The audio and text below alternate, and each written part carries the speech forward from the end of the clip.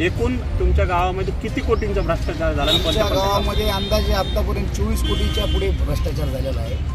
आमच्या गावाची लोकसंख्या 1000 आहे आणि 1000 लोकसंख्येच्या गावामध्ये मागच्या 5-6 वर्षात 24 ते 25 कोटी रुपयाचे कामं झाले, पण गाव अजून जशाला तसंच आहे। कोणतंही काम चांगल्या पद्धतीचे झालेलं नाही, निष्क्रिय दर्जाचे कामं झालेले। कोणते कामं झाले?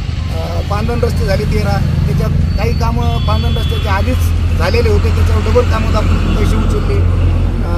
पुन्हा नाला पुनर्जीवनच्या नावाखाली लाखो रुपये उचलले, एकही नाला पुनर्जीवन झालेलं नाही आहे।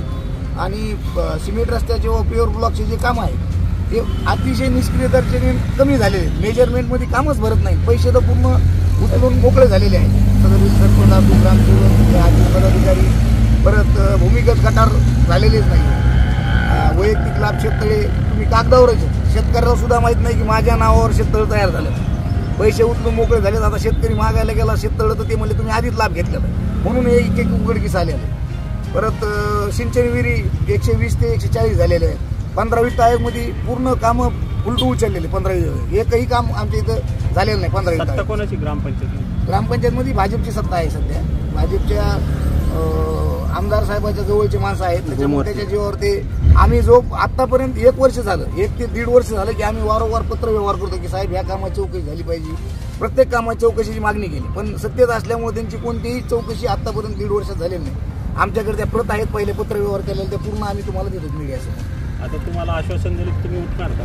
नाही, आम्ही चौकशी होस्तर उठणार, त्याच्यावर योग्य ती कारवाई झाली पाहिजे। संबंधित सरपंच, ग्रामसेवक, रोजगार सेवक आणि त्याच्याशी निगडीत जे अधिकारी आहेत त्यांनी बिल रेकॉर्ड केलं, पैसे उचलण्यात त्यांना मदत केली।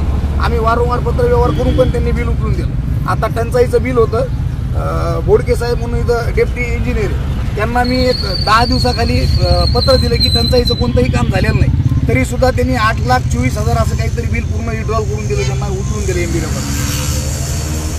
आणि आतापर्यंत पूर्ण असा जर हिशोब लावला सगळ्या कामाचा, दलित वस्तीच्या कामावर 55/5चं काम, एकूण किती रुपयाचं? 24 कोटी रुपयाच्या पुढे भ्रष्टाचार आहे साहेब। काय नाव आहे तुमचं? सिद्धेश्वर पांडुरंग सोळंके, आपण